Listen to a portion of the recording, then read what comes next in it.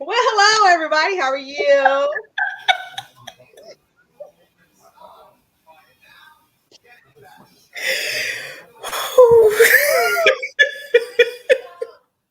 Hey y'all. Woo! Oh I'm sorry. God. Welcome to another wonderful night of My Life as Destiny podcast. Woo! Where I am one of your hosts, Coco Fit. Y'all know who I am. And this is Quinn over here. We all say hello. Y'all know who we are. We ain't got to introduce no more. Woo! And you can see the names on the screen. I know y'all wondering why we coming in like it's blooper reels all over again. I need this laugh. Okay. Mhm. All right. Y'all, we're gonna have a good time tonight. Right. So come on. Yes. Thank you. Thank you.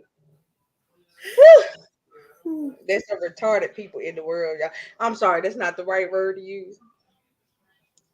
There are some Interesting. so smart you stupid people in the world. Oh You God. know. Um, yeah, I'm gonna put it like that. That's the phrase I needed to use. But so tonight we're gonna do a lot of Q&A because we haven't had a show that was really based on Q&A in a long time. So it's gonna be mostly Q&A tonight, right? But we do have a guest coming on at 8:30. We're gonna transition over into talk about a topic and be calling it the hidden messages topic, about how you can go through life, um, and people who you say you love never know that you're dealing with certain issues, behind closed doors, how you hide a lot of things with a smile, and you never know that a person may be dealing with certain things or wanting to do certain things, sometimes until it's too late. So we are going to transition to that for about 30 minutes in the show, and then after that we're going to go right back into Q&A to finish out the night. So we're going to give y'all an hour and a half of Q&A tonight, right? um Let me tell y'all, these Q&As, these wonderful people, okay, um they are on it. Okay, y'all know how our Q&A shows go, and let me tell y'all, we got some heavy hitters coming out the park already. um but we're gonna get started here in a few. But before we get started on the Q&A, Quint, you got anything you want to say to the people? Hey y'all. We're gonna have a good time tonight. Um uh I just pray everybody had a blessed day. And you're gonna have a blessed night. So with that being said, we're gonna jump right in and just yes, let's do it. Okay, so our first one of the night, um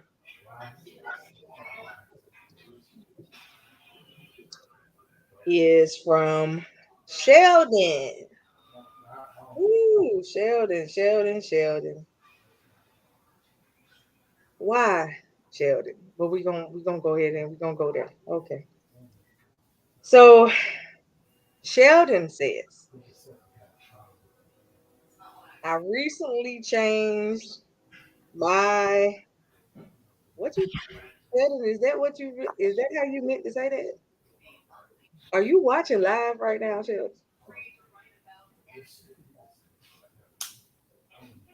Okay. All right, because I'm gonna read it like you said it. I'm gonna read the way it should be said, because if I read it like you said it, I'm gonna confuse myself. So we ain't gonna read it like that. Okay, it says, I recently changed my gender, because I figured that's what you meant to say, to non-binary. When I changed my gender, I realized that people started falling off. They act as if I have become a disease. Um, should I reach out to them or should I leave them be? What? I knew you was gonna do that. Well, Sheldon, First off, let me say this. You have to be comfortable with you.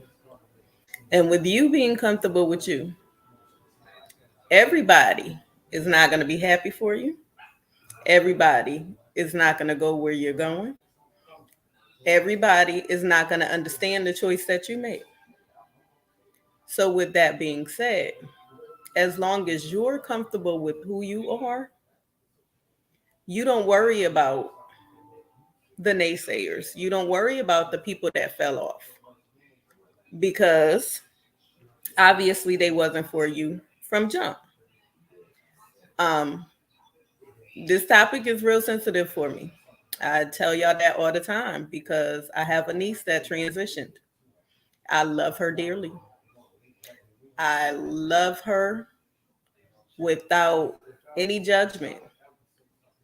She has to live her life just like you have to live your life.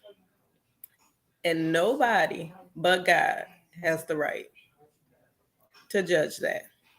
Those that are still in the picture, that are still in your circle, that is still pushing you to get to your destiny, that's who you need to surround yourself with. Everybody else, don't worry about. You keep doing you and you be happy with you as long as you're comfortable in your own skin. As long as you love you, you keep doing you. Coco? Okay, so Sheldon, I want to understand because I don't understand what all these new terms mean. Okay, so when you say non-binary, are you saying that you don't relate to any gender? Is that what that means? Pretty much. Okay, all right. So people started falling off because you don't relate to being anything. Interesting. I say that because if you've had, if these people that fell off have been around you for most of your life, now all of a sudden you say you don't relate to being anything, but they have known you, they've seen your ways, they supposedly know your in and outs, and then all of a sudden, vamoose? Okay. I mean, it lets you know where you stood. You know, me and Quinn, we talk about it all the time, and I say it all the time on the show. You got to check your status with folks because sometimes it ain't what you think it is, right? So, with that being said, um, I definitely wouldn't go after them. If they left, they left. I wouldn't reach out. You not the one that stopped talking to everybody. They stopped talking to you and had no real reason. Just because you decided that you didn't want to identify yourself or classify yourself as being one thing, right? So if you are non-binary, as you say, but before that, you classified yourself as being heterosexual or whatever it was before that, I don't see what the problem is. Because what did you classify yourself as before that?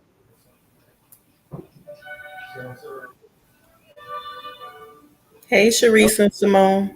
So if you classified yourself as being homosexual before going to non-binary and they fell off, really?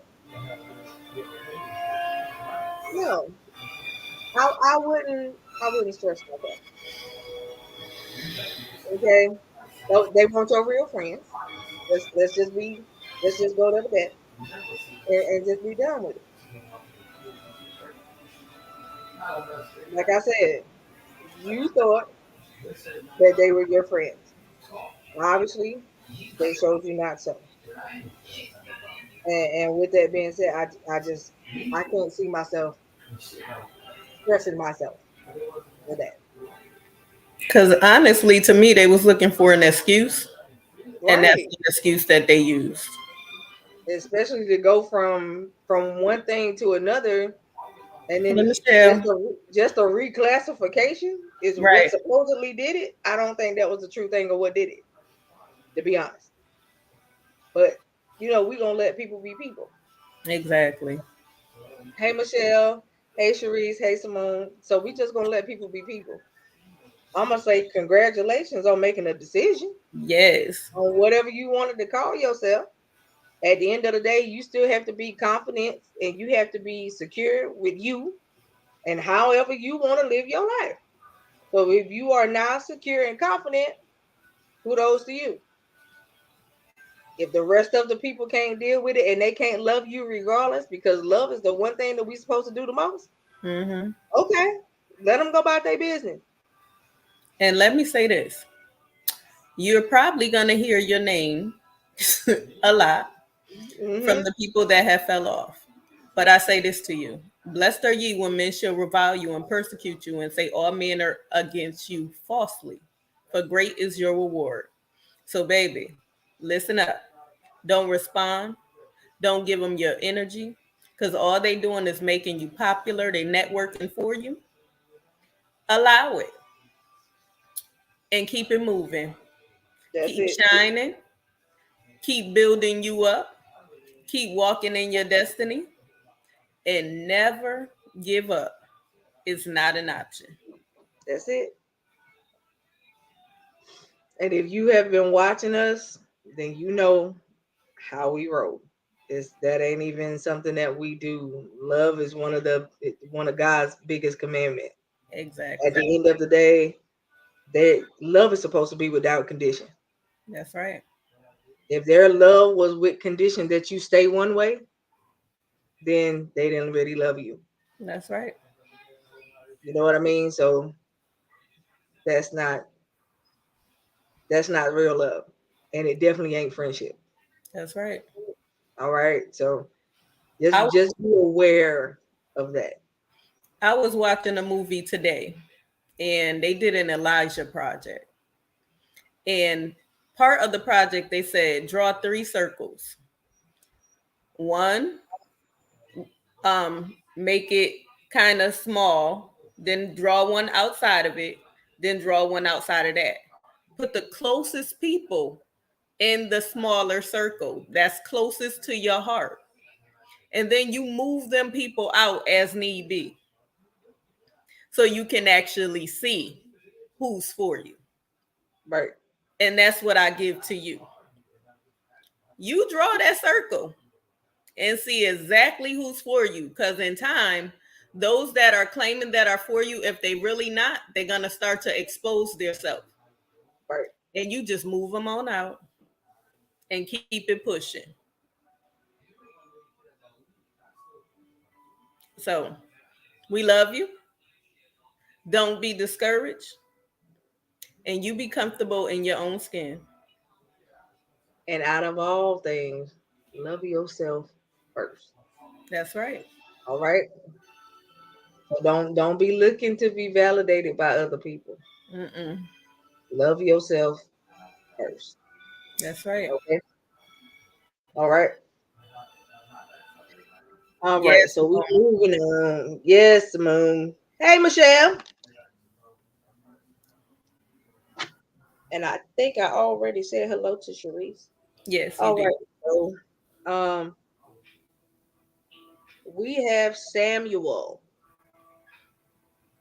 Samuel says, um, I grew up one way as far as religion is concerned, but I recently decided to change my religion.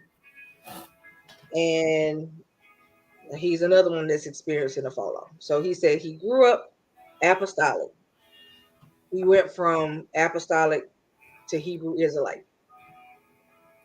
And he said that now he's also experiencing a fall off and a fallout. He said that he figured that even though he's talking about being a Hebrew Israelite, he still felt like he could still have conversations with people that he grew up around and then not turn into a debate or argument about the word. He felt like they should still be able to expound on the word and still be able to have conversations. He said, but he realized that um, ever since he changed what he feels like is his religion, um, it hasn't been the same. So again, if you just heard the first question before yours, again, I still go back to the same thing I said. First of all, we're not supposed to be big on religion in the first place. It's about the God that you serve, right? If you say you are serving God, then that's all that matters. If you got like-minded people, okay, um, if you got like-minded people that's supposed to be the same way, and I do agree, Sharice, but for me, religion don't separate Mm, because you can be whatever religion you want to be. that's right. Yeah, We that could is still not. have a I relationship. don't judge off of religion. I have conversations with everybody. I know Muslims, I know Buddhists, I know Hebrew Israelites. We all could sit down at the table and have a good time. Hmm. I don't have issues with that. That's And right. I know plenty. I've been at a round table chat and had conversations with, like I said, Muslims, Hebrew Israelites, apostolic apostles sitting at the table, prophets sitting at the table, Buddhists sitting at the table, and atheists, and did not have a debate. We had a healthy conversation about God. And if that's what you guys are supposed to be doing, it's very possible. But you also got to know who you're dealing with. At the end of the day, at the end of the day, what you have to realize is um all of us should be able to get along. Yeah, you have people that feel like Christians are divided. They feel like Christians do not um what's the word that I'm looking for? They feel like Christians do not really live their life based off of some terms. And honestly, they're right because a lot of them don't. To be a Christian is supposed to be Christ-like. That's what it means, right? And a lot of people that consider themselves Christians are not like Christ-like, and it's the saddest thing ever. At the end of the day, you do have other religions that show you totally different. They get together, they come together, they do what they got to do for each other. But we can't do the same things. You're too busy trying to have church competition. Our pastor better than yours. Our church bigger than yours, and we do this and y'all don't do that. I don't have time for all that. We are kingdom livers and we supposed to be helping build the kingdom and edify the kingdom, or we're not. It's just that simple. At the end of the day, I may not understand everything that your religion entails because I'm not a part of that religion. But I know enough about God to sit down and have a conversation with you and not turn it into something that it don't have to be. Right? And that's how we supposed to be. It's not a debate. We don't have to debate the word. The Bible says we're supposed to rightly divide it, but it says never debate it. There's a difference. When you go back and you arguing back and forth, that's a debate. You done turn it into a fight over the word, and we ain't supposed to be doing that. If you have your way of seeing a scripture, because your word says it different, and Bibles are different, y'all. So for those of y'all that read it, you do know that translations do read it different. So if your word says this and mine says this, we can sit down and compare notes. And then you can say, well, this is what mine said, what yours say. And have a healthy conversation about it. Religion don't have to tear people apart. Religion don't have to make people be at what you call it, wit's ends with each other. It don't have to be. Everything in life is a choice. If Quint was a different religion from me, it would make me see her different. We would still get up here and cut the whole food. It wouldn't be no different because that don't make me see her different. My biggest thing is Are you getting what you need to get? That's the biggest thing for me. If this is who you say you following, this is your most high, as a lot of people like to call it, because that's what Hebrew Israelites call. That's how they reference him, as the most high. If the most high is getting you where you need to be, I have nothing to say. Right? So I have nothing to say, because at the end of the day, you do what you feel like is best for you. I can't make you change your mind. Only God can do that. Right? I'm not God. I can help you get to him, but I ain't God. So at the end of the day, that is my take on it. I do not feel like religion has to change people. And if y'all was friends before you changed religion, y'all should still be able to be friends. And I totally agree with Coco. If people were to really sit down, they can learn a lot from a Muslim, um, Hebrew Israelite, and Hebrew Israelites and Muslims can learn a lot from Christians. um, However, something dropped in my spirit because Coco said a mouthful, so I don't need to elaborate on that anymore. But why did you convert? Were you spiritually hurt?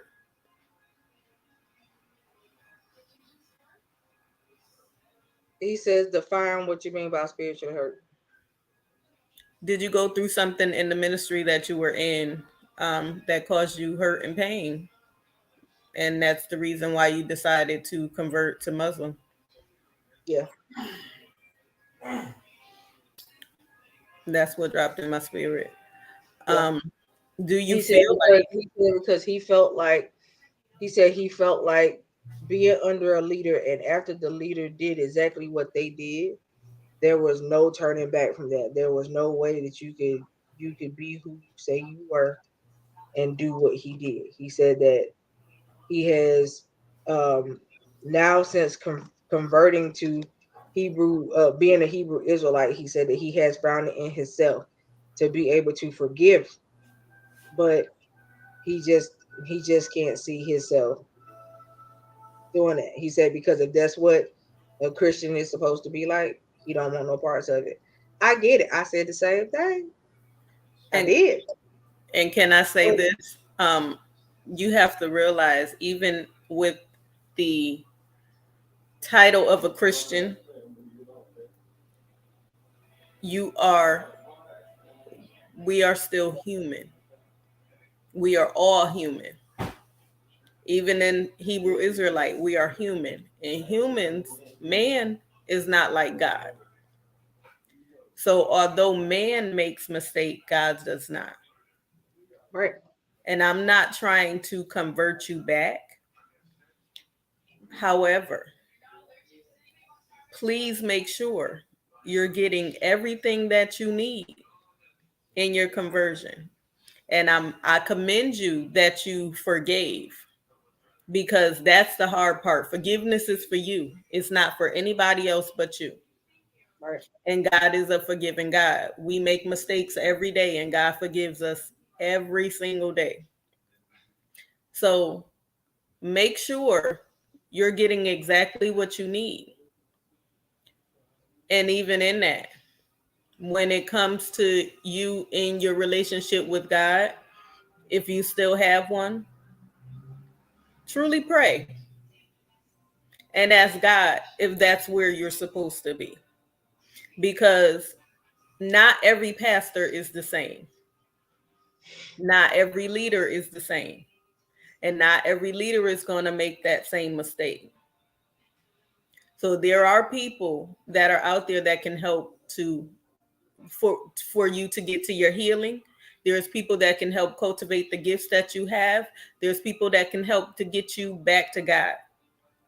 So it's so important for you to know that you know that you know without a shadow of a doubt that you're doing the right thing in this season.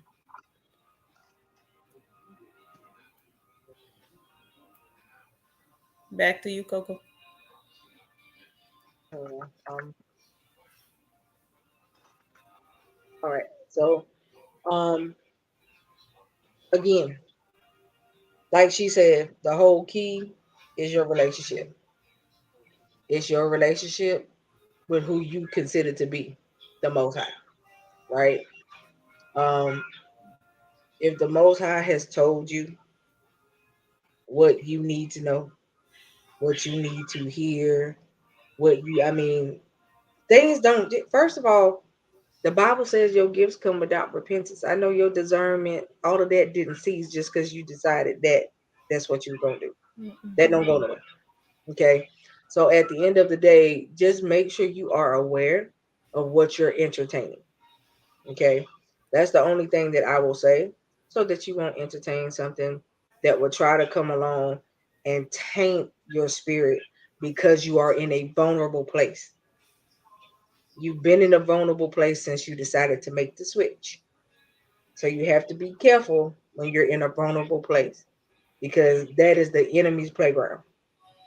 When you're in a vulnerable spot, he knows who to send, he knows what to say, he knows what to do, he knows how to do it, just to try to get you to sway certain ways. I put up a post the other day. I said that he'll put you in a predicament just to see if you'll take the bait. So I'm telling you not to take the bait, because you've already been presented with stuff. So just be aware of what you see, what you're entertaining, so that you won't entertain the wrong thing. Because you already know that spirits are real, and don't fight something that you ain't gotta fight. All right. So that's all we saying. But And we keep love you though. yes, and keep in contact with us and let us know what you How decided you to doing? Yeah, do. let us know how you doing. But before you go, I will say this. We do speak a hedge of protection around you. Yes, In Jesus' name. All yes. right. So we love you again. Keep in contact with us and let us know And how you doing. I also pray that God amplifies your hearing so And that see you too.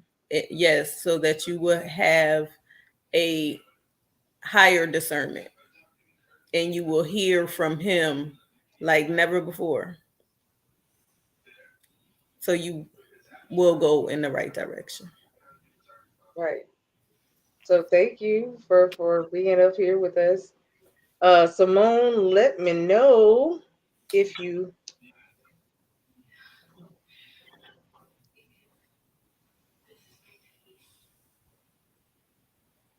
okay.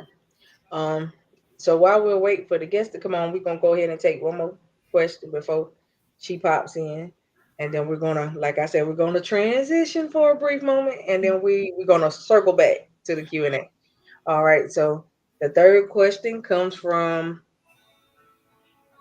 okay, Shaggy. I actually know Shaggy, y'all, for real, in real life, but I know that ain't you, but I like the name though. I know it's a little, but I'm telling y'all. So, hey, Shaggy, thank you for coming on and sending in your question. Oh, this question is for Shaggy, I don't want to ask her that.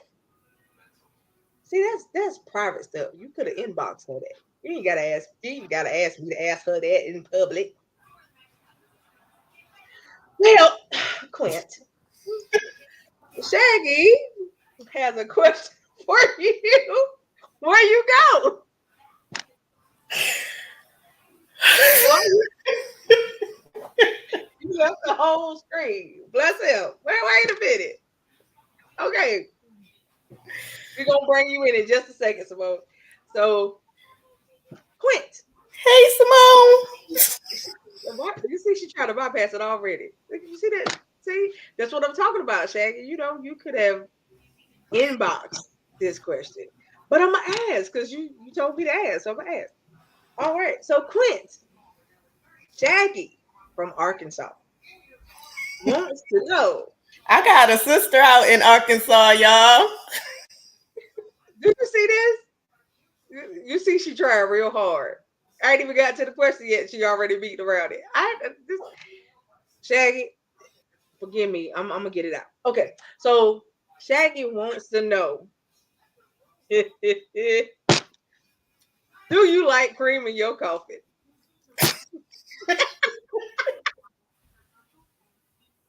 Ah, Shaggy, why are we trying to make love connections? Why are we doing this?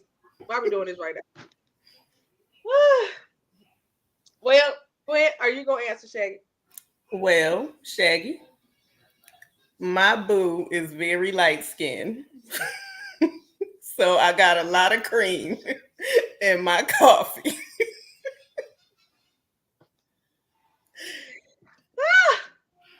I love So it. Simone just shaking her head in the bottom of the screen. so I got some caramel flavor in my coffee, Shaggy. Well, Shaggy, there's your answer. I'm sorry that this was not win a date. Um, I guess we can come back on and try again later. I don't know, but we will just check with us again next year. All right. Thank you. We appreciate you. I hope the weather is good in Arkansas and it ain't getting too cold yet. Hey, No, Simone. no, no. Okay, listen to what I'm saying. No, and I'm doing it Hey, in sign boo. language, just so you know. No. Okay. I didn't do it. No. I didn't do it though. Quint. No. Okay. I didn't do it though. Shot. I didn't do Whoever the guy, whatever the person. No. it. Mama Simone has spoken. Okay. Well, No. okay, Okay. so we transition. Yes, yes. Okay, so we transitioning. Y'all, we brought our wonderful longtime guest, faithful guest, Simone Austin up here with us tonight. So y'all please welcome her and give her a nice round of Welcome, applause. Simone. Thank you. We brought her up here to discuss the topic of depression and mental health. So that is what we're going to talk about here briefly. And then after we are done talking about that, we're going to go back to Q&A. So, Simone, go ahead and let's have a conversation. So, I have been dealing with depression for a minute now, and it started a while back. Can y'all hear me? Mm-hmm. Okay. It started a while back with a lot of things going on as far as like family deaths and things like that.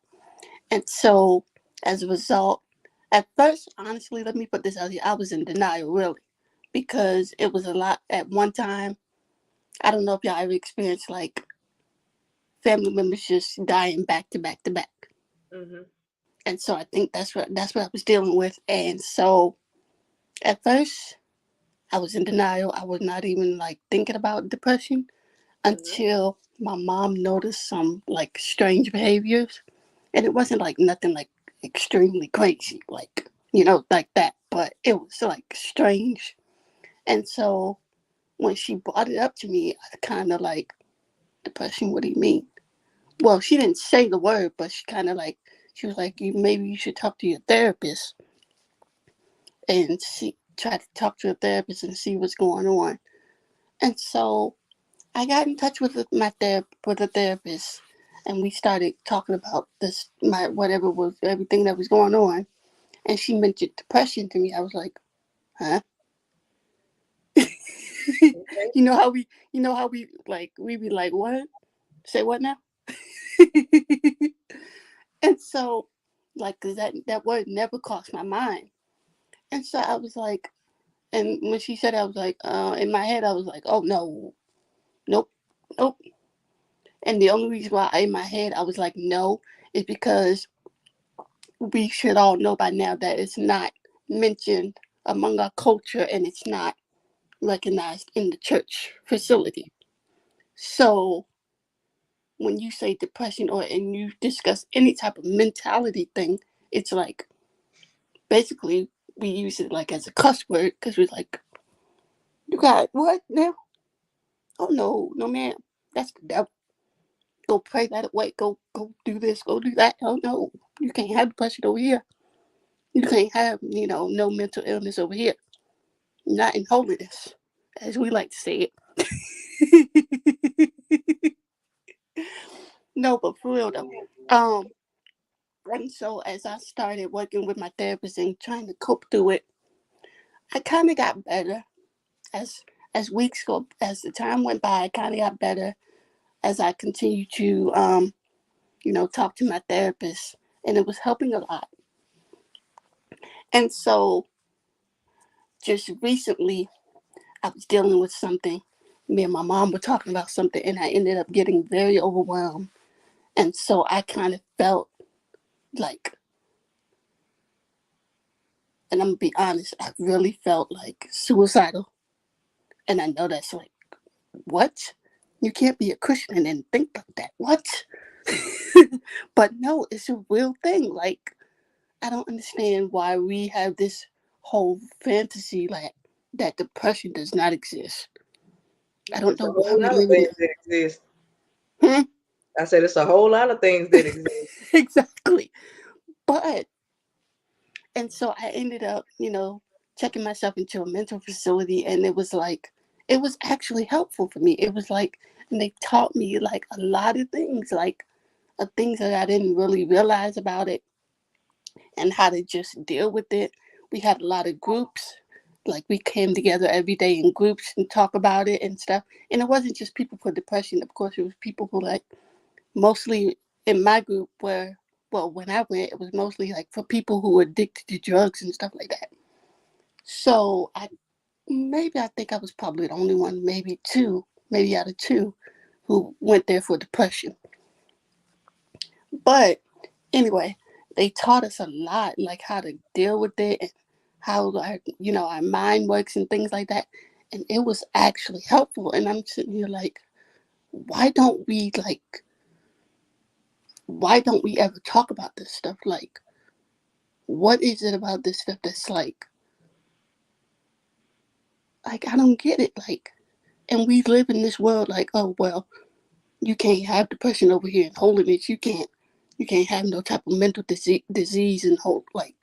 I don't understand. Like, it's real. Like, depression is real. Very. Like, go ahead. I dealt with the same thing back in I want to say from 2013 to about maybe about 3 years straight. So from about 2013 till 2016, I dealt with depression. And I was in a mode of depression because at that time I was going through separation and divorce. Um, and I didn't know how to deal. I was, I think that at one point I was more angry than depressed. And once I realized, like, after I just sat down, and therapy is good. I recommend therapists because Hello. therapists can help you. Hello. Okay. And therapy on coupled with God Hello. is a whole nother ball game. Hello. Now, mind you, I had a Christian therapist. So my therapist prayed with me every time I walked in. Hmm. She prayed with me before I walked out. Wow. Yeah. And she sent me prayers on a daily. Wow. Yeah. And this was my therapist. My therapist became my friend. You see what I'm saying? Hmm. And mental health is real. Now, for me, like I said, after having conversations with her, I went from being depressed to just pissed off. So it switched. It switched for me, and No. I'm kind of glad that that happened because me getting angry took me out of depression mode. Hmm. Okay. And um, so some people will be like, "What you mean?" Well, this is how it happened. I was depressed because I kept wondering what I did wrong. I kept wondering what I could change, if I could still fix it. And then I realized that everything and every relationship is not reconcilable. Mhm. You catch what I'm saying? Yeah. Some things you pray about it, you forgive each other, and you move on. Because everything ain't meant to be put back together, especially if you know it should have never came together in the first place. Wow. You catch what I'm saying? That part. So So in that, once I dealt with that part, I then became angry at what took us apart. Mm. And when I got angry, that shifted me from a mode of depression to now I just don't like you. I also don't like you, but then I also don't like me Wow. because I allowed myself to deal with certain things and do certain things to you that I didn't have to do. I can honestly admit that I never allowed the hurt that he caused me Mm-hmm. at that time. I never allowed him to live it down.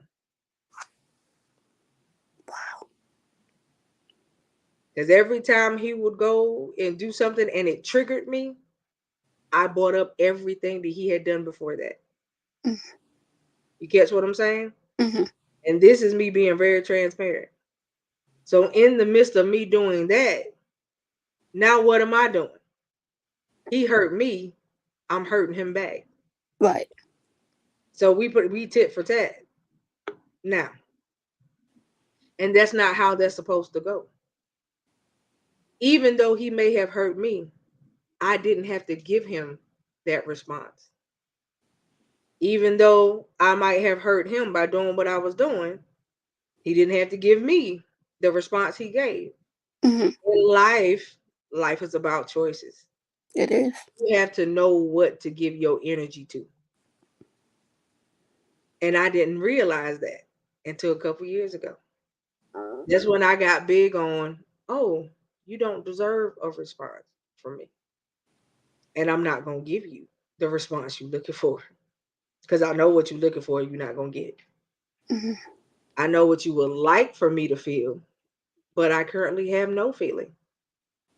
And when Right. I have no feeling, when you have no emotion about a thing, that's when a person knows that it doesn't matter anymore. That's wow.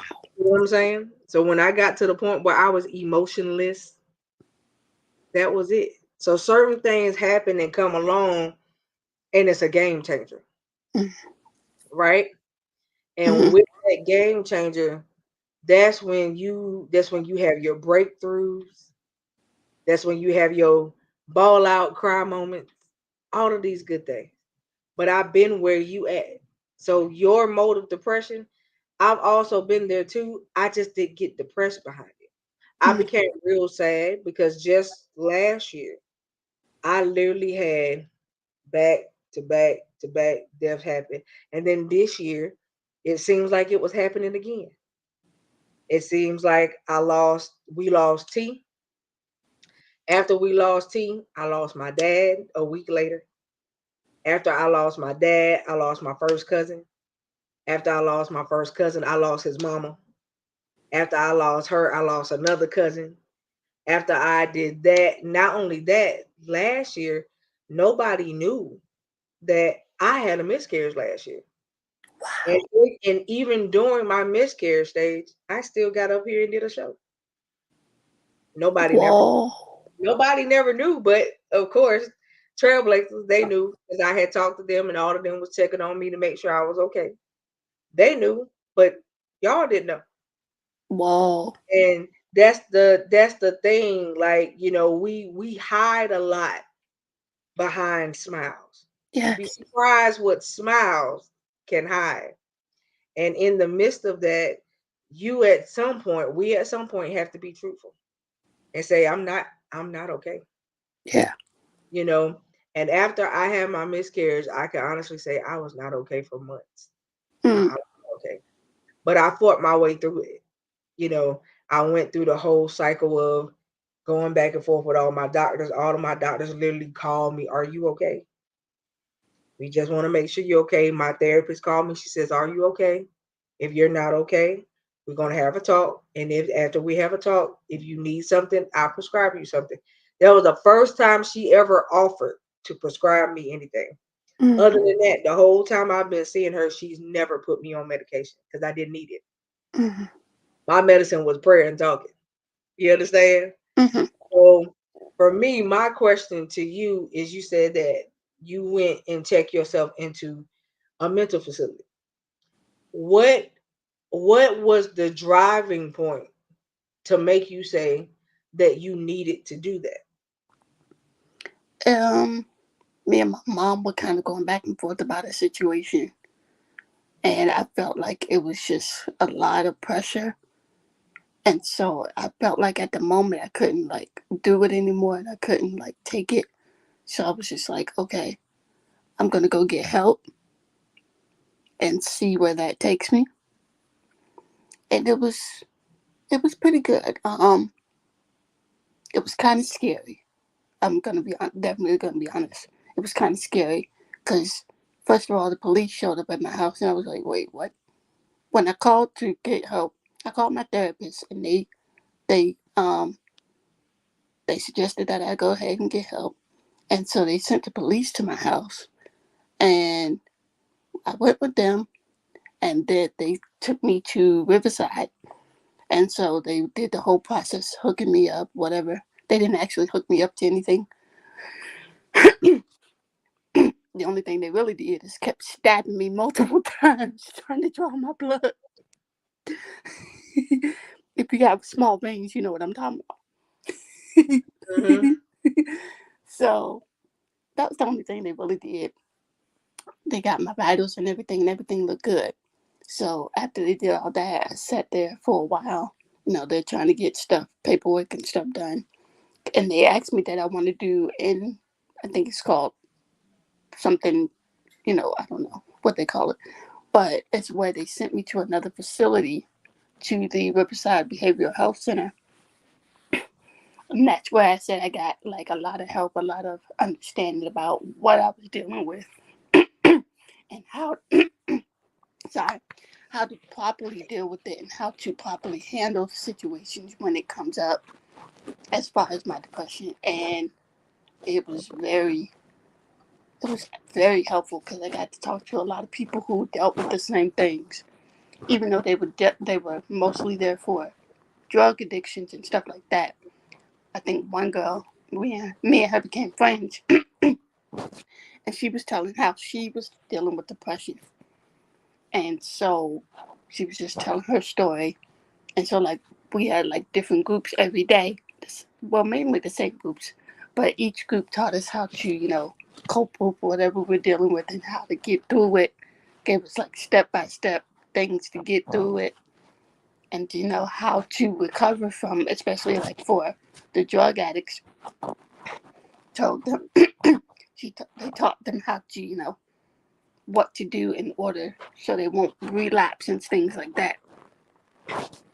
But it was very helpful, and I'm sitting here thinking like, why is it such an issue for us as African American people or just people in general to like, why is it such an issue for us to discuss things like that?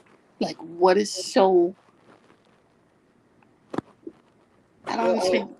a Yeah. lot of people, especially like you said in the church realm, Mm-hmm.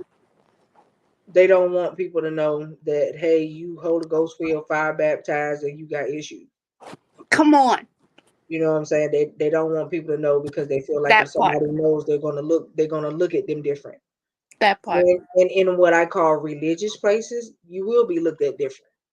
But if you're in a church where you have a true leader, you won't be, Mm-hmm. because you're a real leader will address what needs to be addressed. Mm-hmm. And I'm glad that I have the leaders that I have, because they will tell you, sweetheart, if you need to go get help, go get help. Mm-hmm. They will gladly counsel you, yes. But if you need outside therapy, go Mm-hmm. get it. Go get it. It's welcomed. Trust me. Because outside therapy at that point, really, in all honesty, takes a lot takes a lot off of them when they don't really know how to handle your particular situation. Mm-hmm. You know what I'm saying? And they don't want to come off and say the wrong thing necessarily because they don't know exactly what to say or how to deal. Right. You know, um, and when you're dealing with mental issues inside the church realm, it is a different ballgame. especially if you're in leadership and you have issues. Um, Now, just as far as the world is concerned, a lot of people don't want to tell people that they're dealing with depression because, oh, you're gonna make me feel ashamed. You're gonna make me Yep. feel embarrassed. You Yeah. know, and it's nothing for you to be ashamed nor embarrassed about because that's letting me know you need help. Yeah. And when you need help, if I can't help you, baby, go get it. Go get help. Right. You know what I'm saying? And that's the reason why I love the fact that I have relationships with people who are licensed clinical therapists and psychologists. And I could tell somebody, hey, I can recommend you to them. You can call them. They do video calls. I can, depending on what type of therapist you would like. I know a few of them. I even know therapists that are only just for children. Mm-hmm. All the way down the board. But for people who really want like Christian therapists, I have a whole list of them. You Wow. know, and I tell people like, that's one of the biggest things for me is that that's what a lot of people who are already Christians Mm-hmm. prefer. I want a godly therapist because I know that my therapist not only would counsel me the right way, but they will also hear from God Mm-hmm.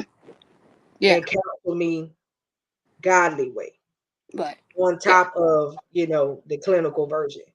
And Right. that's one of the biggest things that you also want to say. That's the biggest takeaway that you want to take away.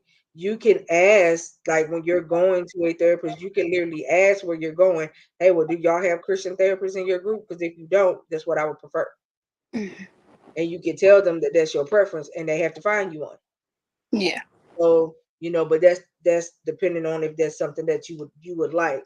But I mean, I commend you for taking that step. I mean, a lot of people won't. The first thing they always tell you, is that you have to acknowledge the fact Thank that you. there is a problem.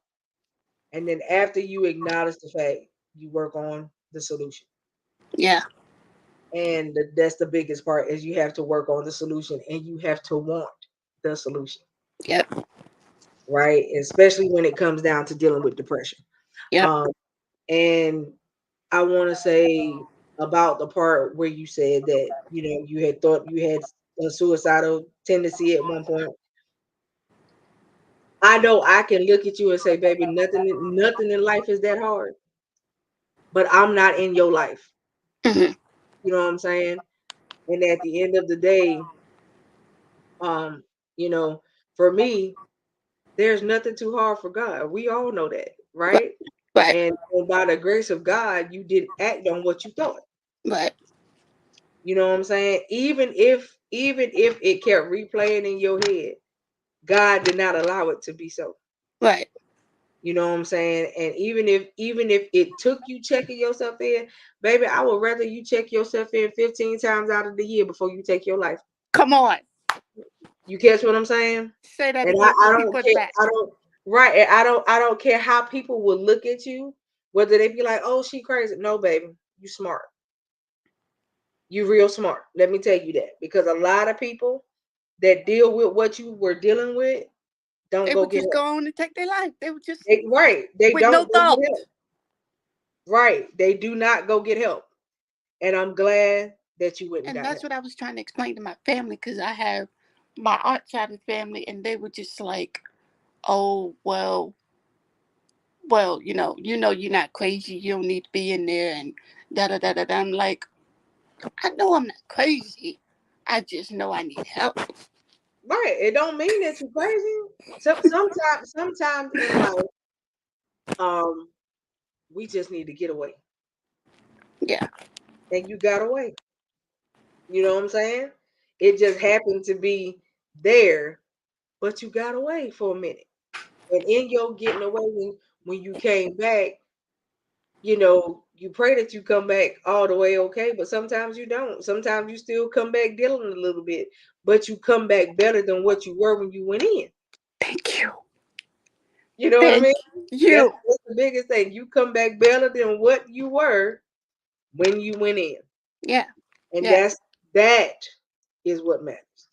Yeah. Is that you came back better than what you were. And I have to say, honestly, I did. Like, I did feel better. Like, I understood more about what I was dealing with, and I understood, how to deal with it and the better ways that I can deal with it, Good. So now, including prayer. good. So now, where you are now, do you still feel like you consider yourself to be dealing with depression? Um, Or do you feel like you're coming out of it? I can say I'm coming out of it slowly but Yeah. surely. That's what I like to hear. Yeah, That's what I like to hear.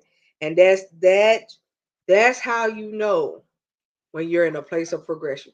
yeah, yeah. You may not be all the way out yet, and it's okay. Right. But when you can say, I am coming out, you're in a place of progression. Yeah, And you should be proud of yourself I definitely for am. making it that far in your place of progression. Yeah, I am super excited for you. yeah, Very happy for you. And I'm glad that you did. I'm glad that you sought help. yeah. And Me too. be proud of yourself. Don't sit back and think that you have to don't sit back and think that you did something wrong. Don't sit back and think that people I don't care how they look at you. Be proud of yourself for making the decision to get help. Definitely. Yeah. Now you in a position, even though you may not feel like you in a position, baby, you in a position where you can tell somebody else, I went and got help. Maybe you need to do the same thing. Yeah. Yeah. I You know agree. what I'm saying? And that's a good place to be. And I Because when like when I somebody like when you said that because yesterday I was watching a video with David and Tamla Mann. I think right. they were on some type of talk show, Yeah. Cameron Hall or somebody, and it was on TikTok, and he was talking about how he dealt with it and Yep. how he went to get help, and I was like, "Thank you." Right. Because you gotta get help. When you tell people and he said the thing that I took away from him and I was him. Mhm. I'm always the one that everybody came to. So I'm trying to make sure you good, Mhm. but I neglected me. Myself. Right. I neglected me in all of this trying to make sure y'all good. Right. That's what I'm saying. And all of that trying to make sure y'all good, I was suffering. Right. And in the suffering, that suffering could have took me up out of here. But Right. but it did not Mhm. get that far. Right. And thank God for help. Right. It Yeah. took it took the acknowledgement to say, you know what? I need help. I'm not okay. Right. I need help because if I don't get help, I'm gonna hurt myself or somebody. Right. And when it got to that point, I knew. Right. I knew. And I was like, mm-mm. The Right. devil is a bald faced lie. So All the way. like yeah, like that was the biggest thing for me because I knew. And Yeah. that was when, like I said, it's you in the church, so you know when things inside your spirit man shift, and when that shift, you got to go with the shift. Mhm. And so when I felt the shift, and I was just like, this ain't me. Mhm. I didn't want to be in church. Mhm. I refused to show my emotion, to show any emotion. And everybody that knows me knows I'm a worshiper. Mhm. Honey, I wouldn't sing anymore. Wow. I wouldn't listen to church music. If I turn it on, it might have stayed on a good 2 minutes before I turn it off. Mm. When a pastor would call me for prayer, I'd be like, baby, your prayers ain't going no farther than the front of your face. And I would hang up. Literally, like that. That was me. Wow.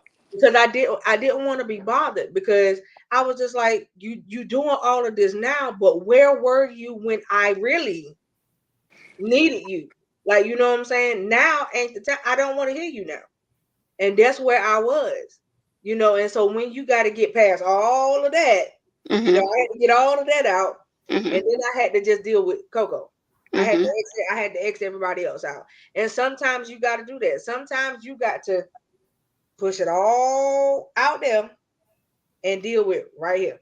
Mhm. But when you deal with right here, boy, oh boy, that's when it comes, and that's when I realized Yeah. that he wasn't just the only one. Yeah. I was wrong in some of the parts I played. I was Mhm. so it was both of us. It wasn't just him, Right.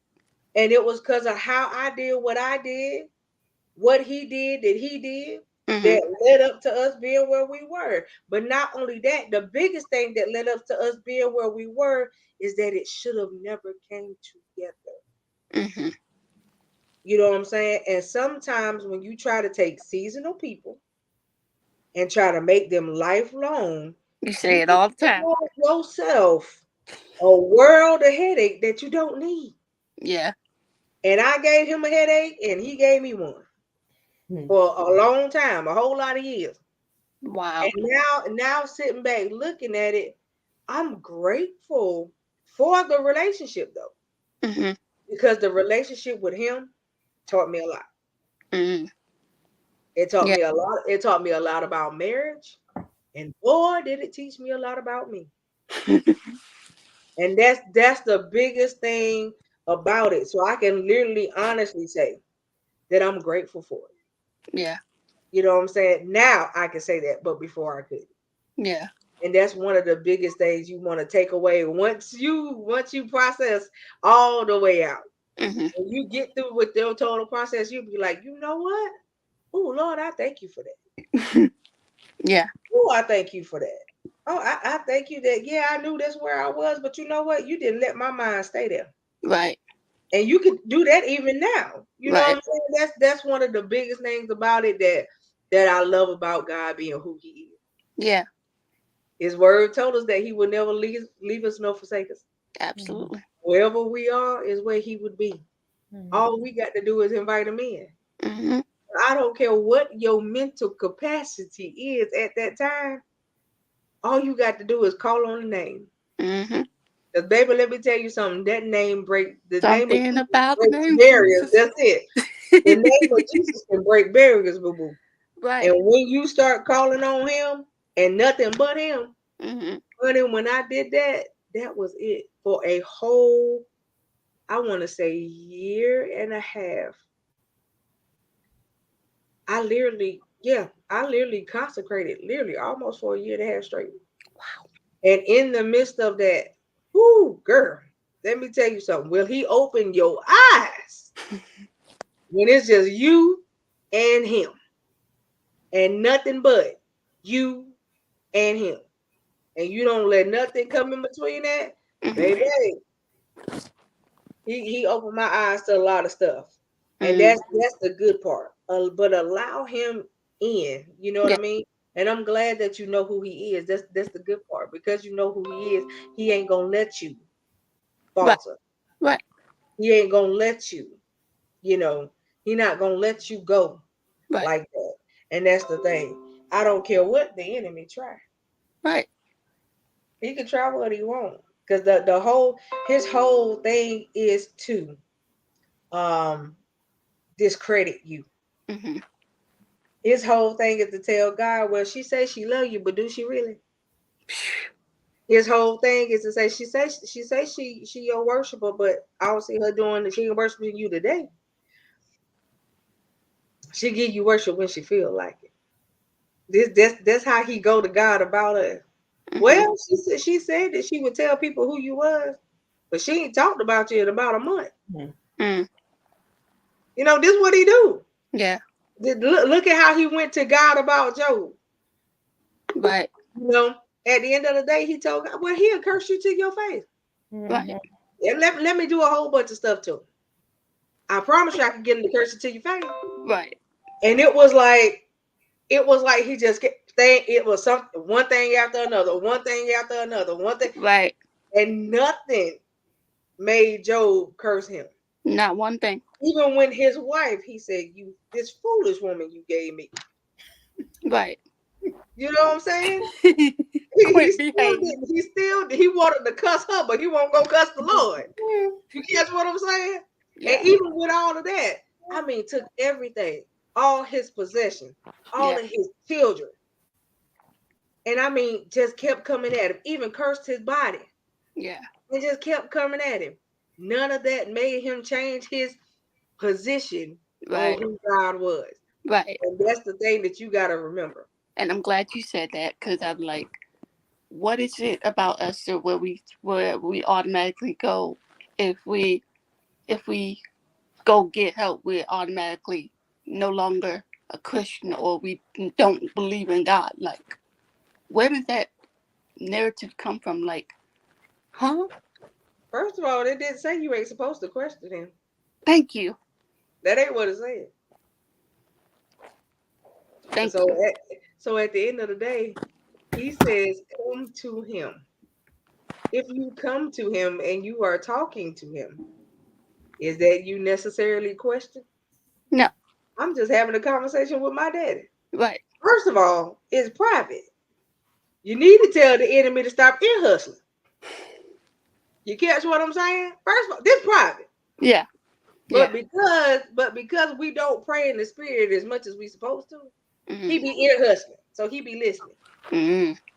And see, just like you talking to him, he like, oh, so that's what she in need of. Okay, let me send the counterfeit. Let me see if she gonna take it. She gonna think it was you, but it was really me. This is how the enemy be. Yeah. Yeah. But some people don't catch it.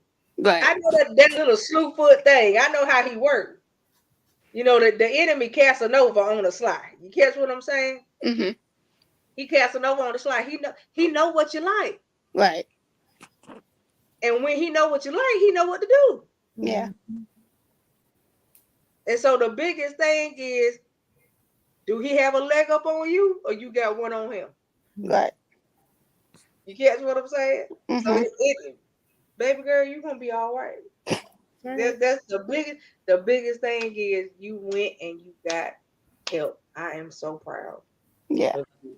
So proud of you. And I'm proud of myself. Yeah. I'm so glad that you stay in touch. That is awesome.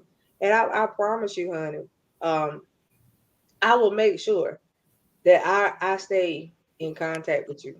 Gotcha. Check on you and see how you doing. Trust and believe. Trust and believe. If I tell you I'm gonna do it, I'm gonna get on your nerves. Yeah, I'm gonna get on your nerves because I like to make sure that you're cool. I gotta make sure that you're all right. Yeah. You know what I mean? Yeah. And then you know what I'm saying. At the end of the day, if you tell me that you're not, we're gonna pray. Right. That's the biggest thing. We're gonna pray. And then after we pray, if you still feel like you need more than that, go get it. Yeah. Go get it. It's okay. Go get it. That's the biggest takeaway I want you to remember. It's okay. Right. It's okay. Yeah. My thing, and that's my thing too. Like, go get help. Like, that's it. Go get it. Like, it's okay for you seriously. not to be okay. Like, it is, and it is. But go get help. And that's my major thing. That's my major point in all this. Like, go get help. Like, seriously. Right. And you got it. The biggest thing, I know you guys that are in the viewing world, the ones of y'all, especially the ones of y'all that I see that are watching through the YouTube. The thing about going to get help is you got to be honest. You got to be honest. A good therapist going to trigger some stuff now. Okay? Mm-hmm. A good therapist going to get on your nerve. Mm-hmm. But that's a good thing. Because when they get on your nerve, they mean they hit a sore spot that you need to fix. Mm-hmm. And you got to be honest. Once I was honest, that was the game changer. And you got to be honest with you first. Because if you're not honest with you, you sure ain't going to be honest with nobody else. You catch what I'm saying? Yep. So I'm telling y'all, that's the key. It ain't just you going to get the help. It's going to get the help and be honest. Be honest. Say your part, because it ain't a blame game, because everything won't done to you. You did something too. Mm-hmm. You know what I mean? You ain't the victim. Like, you're not just the victim. You have been an aggressor at one point because you were a victim. Let's just be real about that. There have been plenty victims that have turned into aggressors unaware because you never went and got help. Mm. and you Wow. have to get help. You catch what I'm saying, y'all? So Wow. all of y'all out there in the viewing world, don't be a victim so long that you don't realize that you are now being an aggressor to somebody else and you causing them to be a victim because of you. Get help. Wow. Get help and be honest. Be honest. That's the main thing. So, Simone, if you had anything else that you wanted to say to the people, what would it be? If you feel that you need help, go get help. If you feel that you need help, please go get it. Please. It's just like, seriously, guys, like, and listen, it is okay to have Jesus and a therapy. Okay? Jesus and a therapist. Okay? Jesus plus therapy equals good. It's a nice Okay? combination. Right. It's a nice Mission combination. accomplished. It is okay. Don't let the church make you feel like, oh, you can't go get help or you don't need help. Right. Because I'm telling you, if you stay in that mentality, you're going to kill yourself at some point. I'm telling you what I know. Don't let anybody make you think just because you're a Christian, you don't need help. Or if you do go get help, you're no longer classified as a Christian. Come on. Notice the air quotes. Just That's because I it. want to get help, that does not mean I don't believe in God. That does not mean I'm disregarding God. That that is the farthest from the truth. And depression and a lot of this stuff you can't just pray away. It's not gonna go away that easy. I know the scripture says all this stuff goes by fasting and praying. Yes, of course. And I'm never gonna denounce prayer.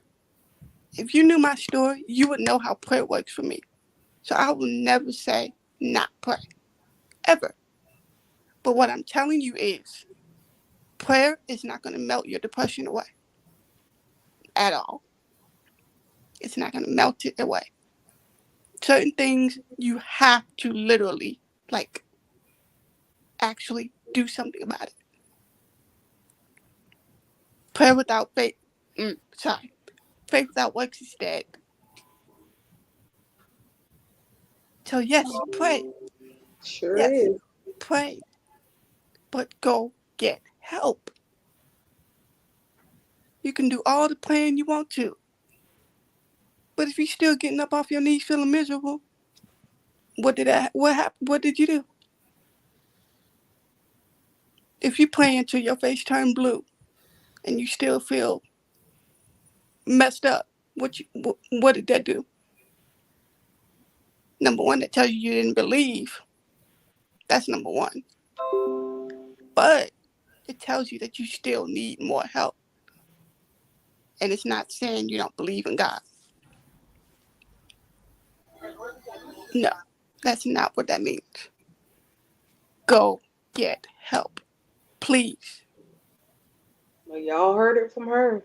Go get help. And y'all know that we talk about mental health anyway a lot. We talk about um self-care, all of that good stuff, self-awareness a lot on this particular show. The biggest thing is self-care. Getting Yeah. proper help and taking care of yourself. Hence the word self-care. Hmm. You have to care enough about yourself to go get help. Thank you. That Right? part. So we not telling y'all to do something that we wouldn't do. Y'all done heard me. I told y'all I got a therapist. So do I. You catch what I'm saying? So I'm not ashamed to say it. Like I said, me and my therapist, we two peas in a pod. So I'm cool with it. You know what I'm saying? I absolutely am glad that I got introduced to her. and she was the very first one that they introduced me to, and I never had to seek out another therapist. Mm. And so I'm very, very, very glad that I met her, because she shifted a dynamic in my life when I needed it to be shifted at that time. She spoke life into me when I did not want to speak life into myself. There And you she go. and she also let me know when to let something die. Mm. You catch what I'm saying? She spoke life into me, but she told me when to go kill a situation. Wow. She said some things have to die. And you can't keep speaking life into something that doesn't want to live. Wow. So you have to That be part. careful. Right. That's what I'm saying. Like she spoke some powerful stuff into me. And that's the reason why I'm saying I'm glad, because the Lord knew who to send me to.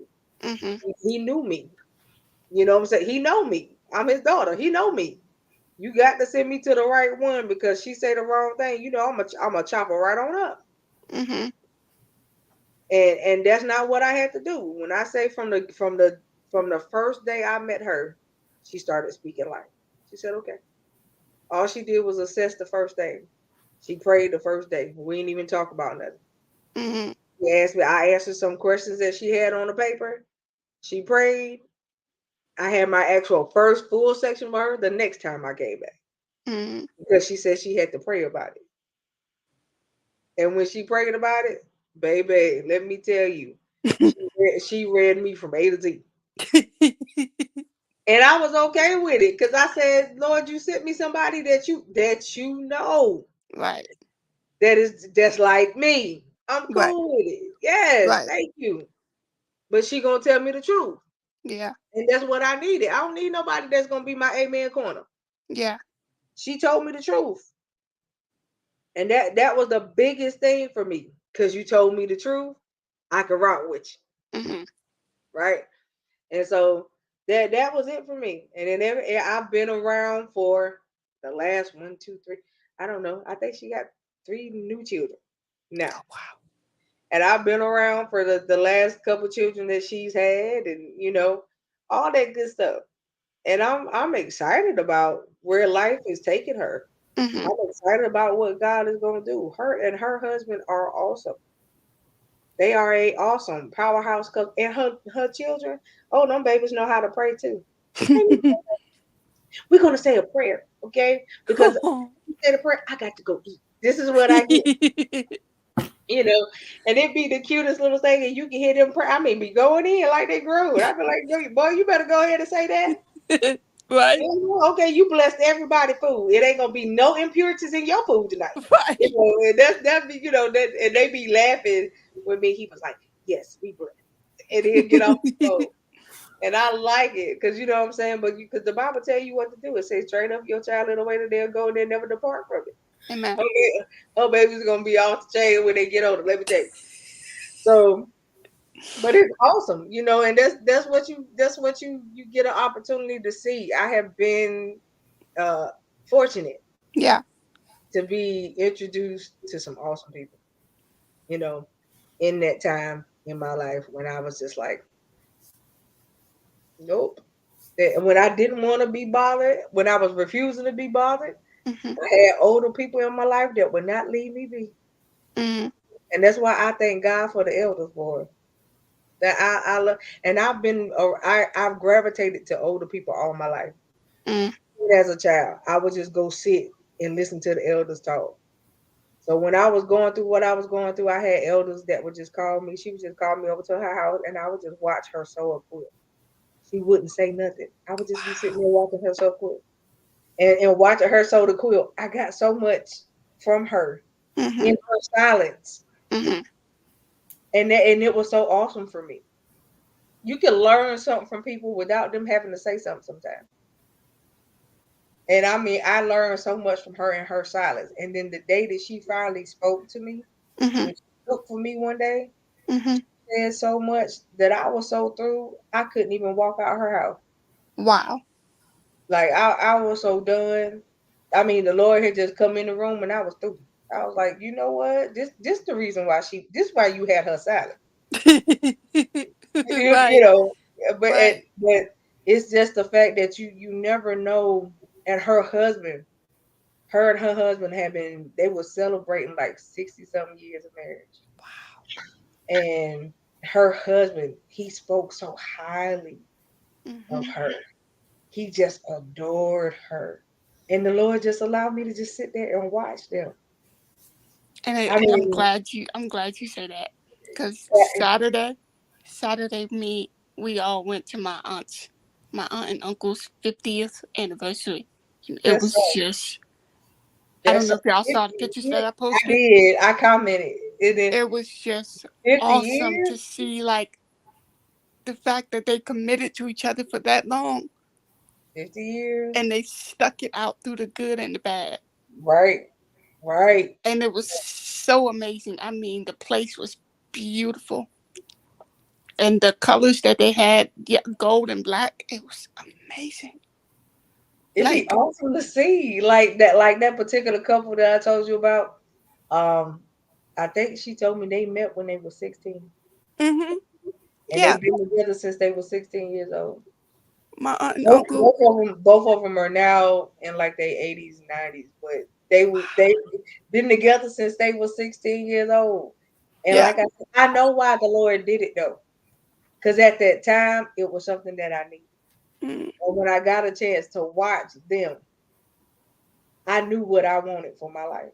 mm, It wasn't like I I wanted what they had. right, I was just like, the next one you seeing, right, that's what it's gonna be like. right. And I promise you, my husband now, that's exactly what he's like.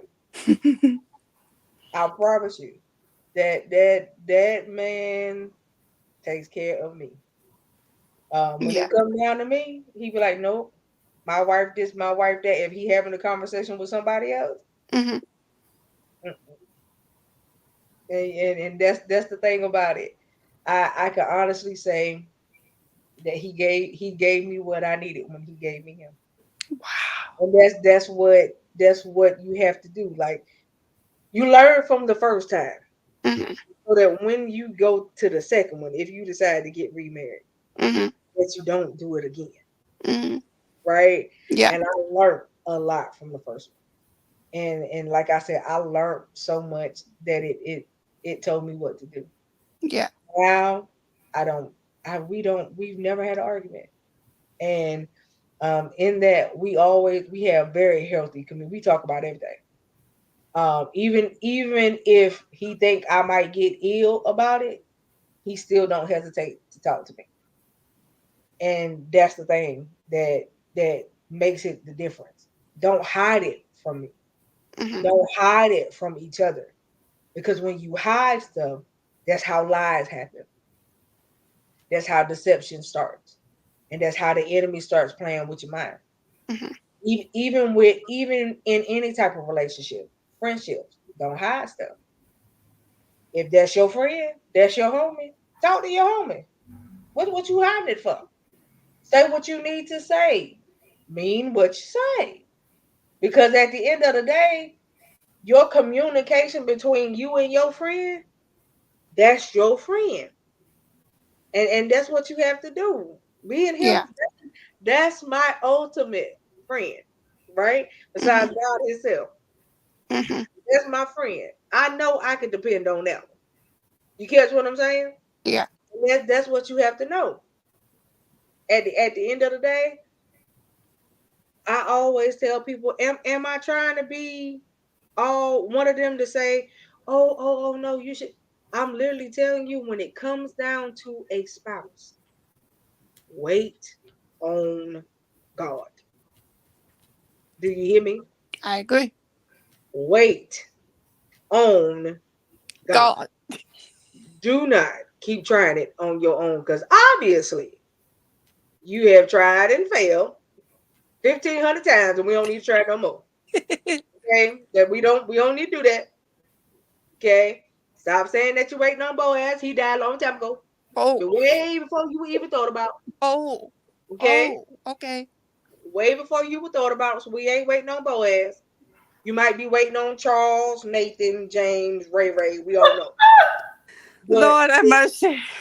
but it ain't Boaz. You can't what I'm saying? Quick, come get your sister. You can chime in now. You see me quiet, You right? can chime You see in me quiet sitting over here. I'm gonna let her have her way on tonight. You can chime in now. But I'm saying for real, like, but people keep saying I'm waiting on my Boaz. Baby, that's why he ain't came, because Boaz dead. And he was somebody else's husband. You waiting on somebody that you know you ain't gonna get. They going to unbury him.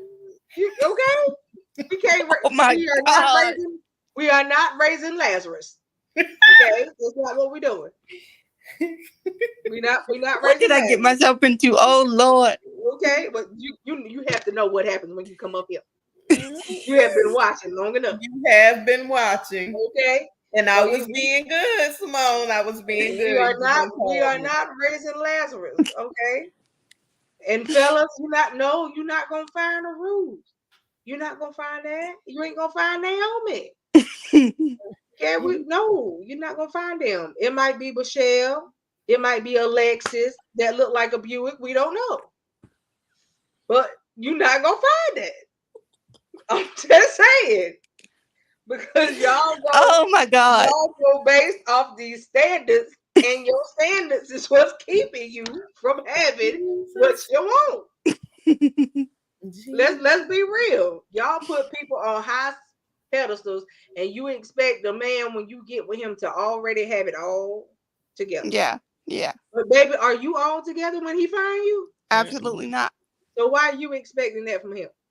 Why y'all can't grow together? That's it. Like for real, let's be real. You expecting the man to be all together, but you ain't. You are not a total package deal when he find you. You become one later on, as y'all mature and grow. But are you a total package deal right now? Nope. No. Can y'all go out and achieve what you need to achieve together right now? No. Want to know why? You got A1 credit.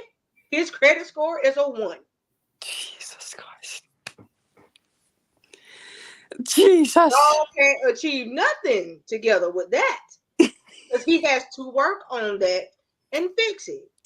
You catch what I'm saying? Mm-hmm. It's just like this word where everybody say, "Oh, I know what I bring to the table." What do you bring to the table besides the table? Here we go with the table conversation. Yeah. You bought the table.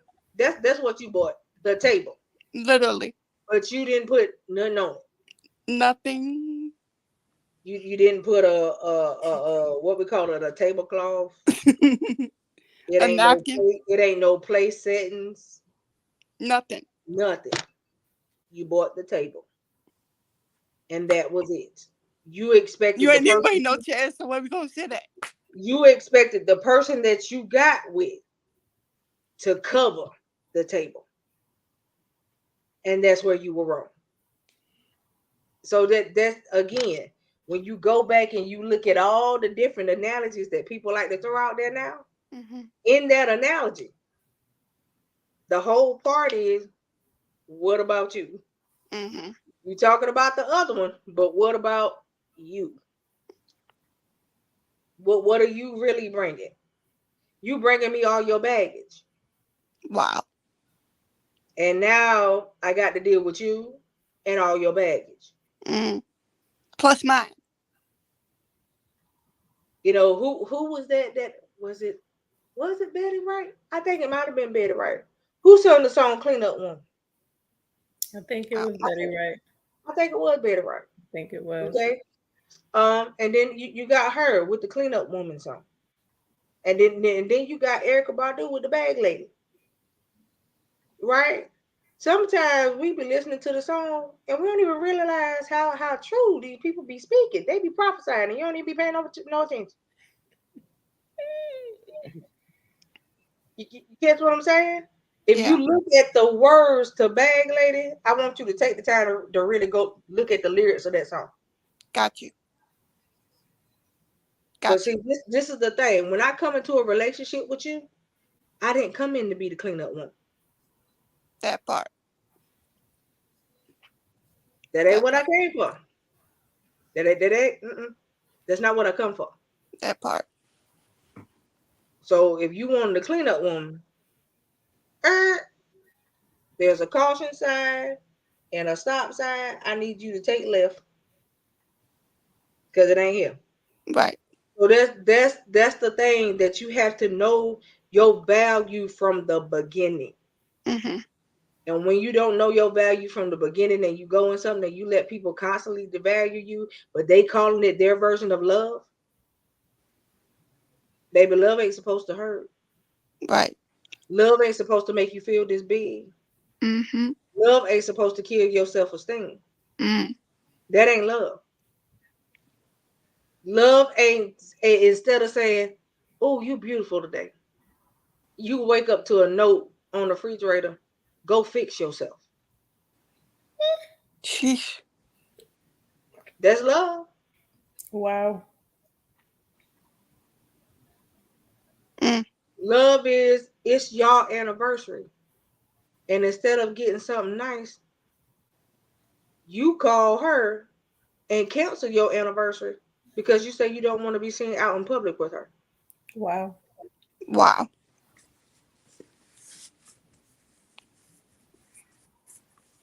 So when you go into these relationships and you already are devalued, but you knew this from the beginning, what made you think it was going to get better with time?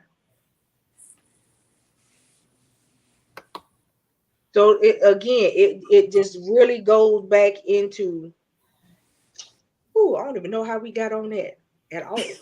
Jesus.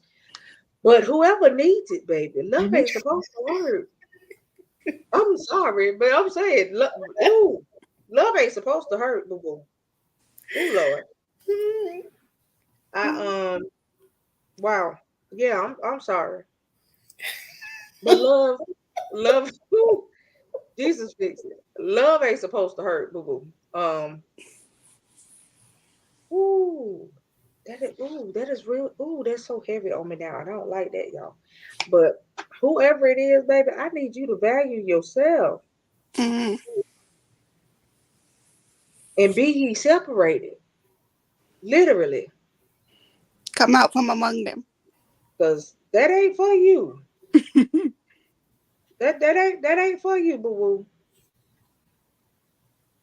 Talking down to you and demeaning you in front of his friends is not love. Come on now. Wow. Oh, wanting to pimp you out. Oh God. Mm-mm. I'm not going there. Nope. I'm not going there. Mm-mm. Nope. Because whoever that is, no. That's beyond devalue you. You never allow a man to want to give you away to his friends. What? No, baby. I don't know who. You know what? I don't know who that's for. Hold on. Say that again. Yeah. Um. You never get involved with somebody who would be willing to share you with their friend. Oh no. Nope. Nope. Who tells you if you do it, that's your way of showing them that you love them. That's a lie. A That's a lie lie. from the That's a lie from the pit. right. Yes, ma'am. Oh no. Mm-mm. That is, oh no, honey. Mm-mm. Let me get off. We gonna go back to Q&A, y'all. I got to get off that. No, because you is vexing my whole soul. Yeah. Okay, so we finna go back to some questions. We Oh, got about question 15 If time. that we was got for about you, 15 inbox minutes. us so we could pray for you. If that was for you, because Please. she didn't feel like that for no reason. So if somebody is going through that right now, and be honest, um, Please. please inbox one of us so we can pray with you. I promise Question you it's time. I promise you it's privately. I promise you it's privately. Because baby, that bothers me, whoever you are. And if y'all know a person that's dealing with that, just inbox me their name. That's all we need is a name. Because I can truly say trafficking is real. And um, if that man is acting as your pimp, the next thing you know, it will be trafficking. Okay. So if you trying to get out, let us know. You going through it, you want to get out, let us know. You don't know where to turn, let us know. So we can definitely try and guide you, get somebody in your area to help. Yeah, And and yeah, please yeah, inbox us. yeah. Because that I'm bothered. So yeah, yeah. So And with we're that, gonna go. we're gonna try to fit two more questions in, because we gotta end at 10 and go from there. Hey Um, Ty, hey, how are you, hon? Thank you. Yes. appreciate it. That- um. Okay. So here is. Oh, don't you have an interesting? Well, it ain't an interesting name. It means peace in other. It means peace in another language. Y'all. His name is Shalom. Okay. Um. So. Um. And you know what? I got a feeling that it actually suits you. But um. Yeah. So Shalom said. Um. If you know a person that has came to you and you know they're crying out for help, as a friend, a real friend, how do you approach the situation?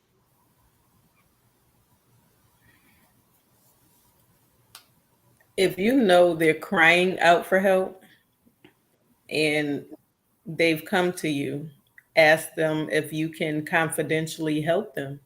And um, depending on what type of help is needed, try to direct them to that right place.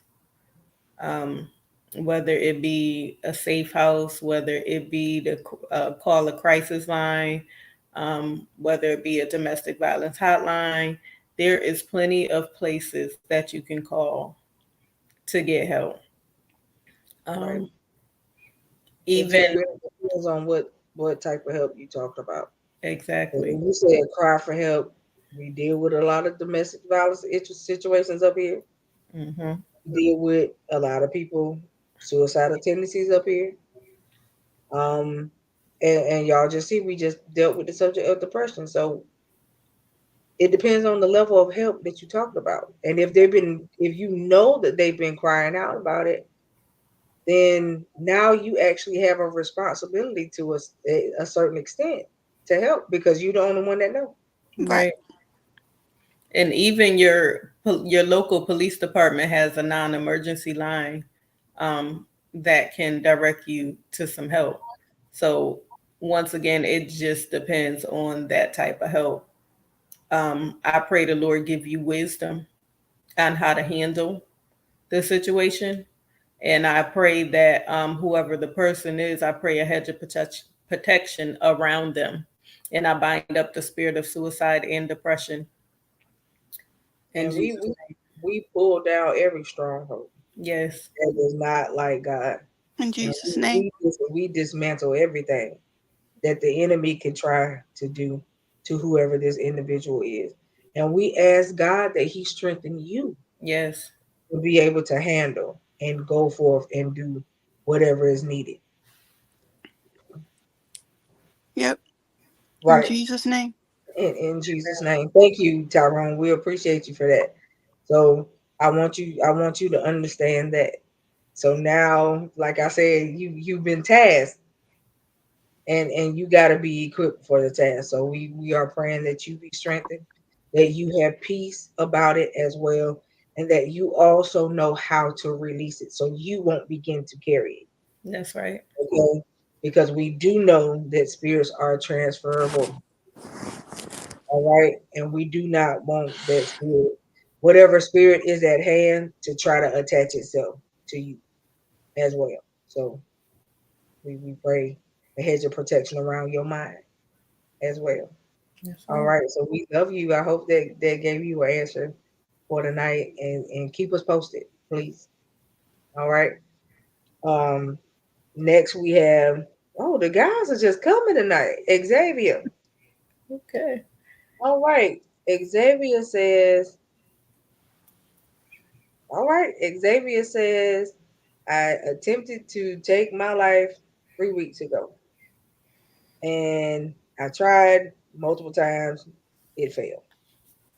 He says, obviously, there's a reason why I'm still here. And he says, now what? I'm gonna take this one. I'm gonna take this one. Xavier, Go ahead, you, baby. I'm you gonna can take take this the first one. I'm gonna follow, right? I'm gonna follow in too. Go ahead. one. Xavier, Go ahead. I have done that as well. I've been right where you are. Just like we were talking on the subject of depression, I've been exactly where you are. I didn't try that many times, but I've tried enough to know that it was not going to happen. And obviously, I'm here for a reason. So, like I said, and like we've been saying most of this show, go get help. Do whatever you need to do to find help. Find help as soon as possible. Because I've been where you are. I've gone so far as to even try to overdose on pills. And it did not work. And I'm thankful that it didn't work. But go find help. Wow. So he's watching live. He said he tried pills. He tried slitting his wrist. He said he even tried to shoot himself and the gun jammed. Okay, I didn't go that far. But Xavier, sweetheart, but go again, ahead. Go ahead and finish, because I got something to say to him. okay. But again, I didn't go that far. But again, find help as soon as possible. Whoever, just find help. Even if you got to go as far as checking into a facility, do what you got to do, sir. Please, do what you got to do. Find help as soon as possible. Like they were saying, there's a national suicide hotline. Call that number as soon as possible. Inbox somebody. Inbox one of them. Because I don't, to be honest with you, I don't know the number. I think I know it, but I don't know it by heart. We have it. We'll pin it. Quinn will pin it in the chat. Okay. But go get help. Please. Please. Because it's not worth it. Just go get help. All right, Coco. Xavier, sweetheart, there's no doubt in my mind that there is a great assignment attached to your life. Everything. There's a nice little song they like to sing now in the Christendom world. That everything that the devil tried, it didn't work. You catch what I'm saying? Everything that the devil tried to make you do to yourself, it didn't work. Now, this is what I need you to do. I need you to do the opposite. I need you to begin to speak life into yourself. Mm-hmm. And if there's something that you want to kill, you kill the situation that's causing you to want to harm yourself. Not harm the person, the situation. At the end of the day, understand this. If you do not have people around you that are speaking life into you, I need you to find new people. Yeah. Because tonight, what we going to do before we let you leave this screen is we going to speak life into you. Okay? That's it. We're going to speak life into you. So, man of God, I need you to understand that you are fearfully and wonderfully made, sir. That you are the king's kid and you are the heritage of his lineage. I need you to understand that you do have purpose and that you will fulfill it because you shall live and not die. You understand? Not in this season. And that individual that wanted to try to help you accomplish what you were trying to do, we bind that individual now in the spirit that was working at hand in them now. Because I can't believe somebody that you thought was a friend handed you the gun.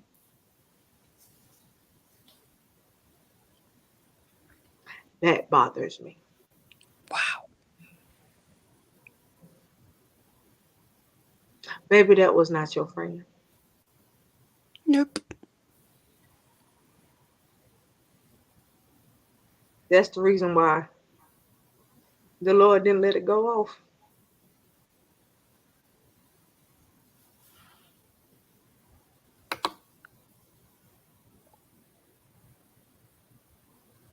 Yes, Tyrone. Yes. I pray that God send you people that you need in Jesus' name. In Jesus' People that name. will uplift you. People that will embrace you. Because that's what you need. And I'm sorry for the people that you lost. I know it's hard.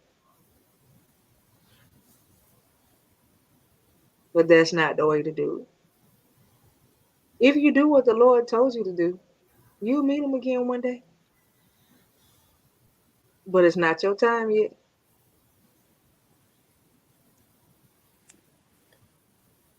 Don't try to make it your time before it is time.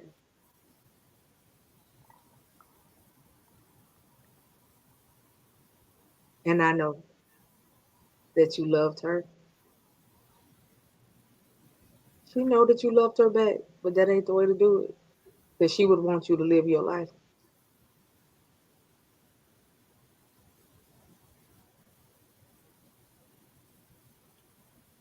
Xavier, the reason why you cannot accomplish what the enemy is trying to get you to do is because your life has a purpose and there's a major call on your life that has to be fulfilled by you. Therefore, I bind up every tactic of the enemy in the name of Jesus. I pray a hedge of protection around you. I pray that God changes your mindset. I pray that you see yourself as God sees you. You are an heir of God. You are God's masterpiece. You are fearfully and wonderfully made. You are a king's kid. I pray that God opens your eyes so that you can see and fulfill the purpose that he has set out for you. You are supposed to minister to the young, and you have to do it. I pray that God removes the pain that you're feeling, that your healing takes place now in the name of Jesus, that he do it expeditiously so that you can walk in the destiny that he called you to. And once again, I pray that God put the right people in your path that is going to help you to fulfill the dreams that you have. And I pray that God speaks directly to you on how to accomplish the things that you're supposed to accomplish.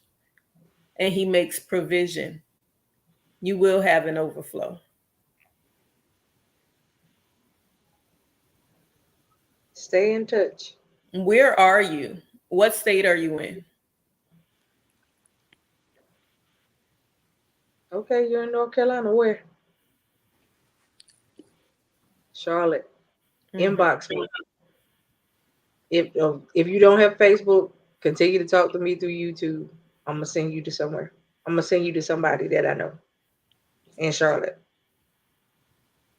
All right, Xavier, go ahead. I agree with the prayers that they set forth, and I pray the same. Please go get help and do what you need to do. It's not worth it. But I do pray a hedge of protection over you. I pray that God will show you the way out, and you will take the way of escape. Not through any of those things, but the right way. And I do pray that He covers your mind and covers your heart. Yeah. It's not His will that you go out that way. And I'm sure whoever you lost, they wouldn't want you to go out that way either. Do you That's have a not church what. home? He said he stopped going when his wife died. Okay. Have you And been in that's contact? not what you know that that's not what your wife would have wanted. Exactly. Do you keep in contact with your pastor? No. You need to get back in contact. Definitely. Like I said, let me know. If you want me to send you to somebody I know, send me a message and I'll send you their information and I will let them know that you will be contacting them. All right? So the door is open, right? But you can stop because he's not gonna let it happen. Mm-mm. I'll tell you that now. Wow. And I'm so sorry about your wife. Me too. Same. I I can just imagine.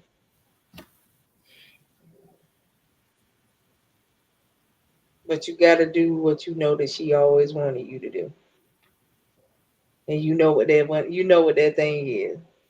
So go do it. Make her smile like you know she would be if she was still here. Make her proud. All right? Please stay in contact. Wow. With that being said, we're going to get ready to close out.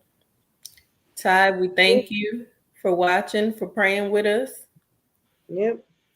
Really appreciate it. Simone, we Yeah. thank you for coming on. No problem. And sharing. Like I said, I appreciate that because it takes a lot. That's courage. It Mm. takes a lot to get up here and talk about that. So Absolutely. Yeah. we appreciate you, baby. Thank you All for right. allowing me on. So And we y'all, bye. Guys, like I said, just move. Go get help. Do what you got to do. Find somebody you trust. Find a therapy you trust. Whatever it takes. But please, I don't know how many times I'm going to say this tonight. I don't care if I get on your nerves. Go get the help that you need. And don't let anybody make you feel ashamed about it. Because like we said already, God plus therapy is a good thing. Mhm. So we will be back Thursday night. Wednesday night, Fred will be here and it is poetry night. Virtual Soul Open Mic Poetry Night. Yay. If you want to be a part, please reach out to Trailblazers Radio at gmail.com. All right. So I think you still have one more day to sign up. I mean, it's going to be via Zoom. So as many people who want to be there can be there. It's a lot of space on the screen, but we're going to give everybody their time to do what they got to do. I expect it to be really good. Y'all, if anybody know anything about spoken word, y'all know it'd be really good sometimes.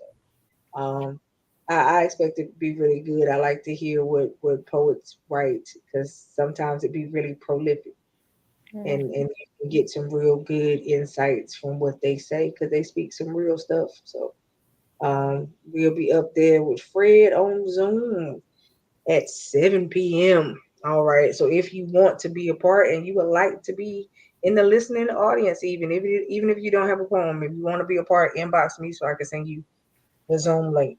All right. Other than that, I We'll don't do think some more Q&A on Thursday. I don't think we got anything special Mm-mm. coming up anymore for the rest of the month, but we have special things in November. So we'll talk about those next week. Thursday night. All right. Yeah, and we'll talk about that and let y'all know what's going on in November. All right. So we are excited.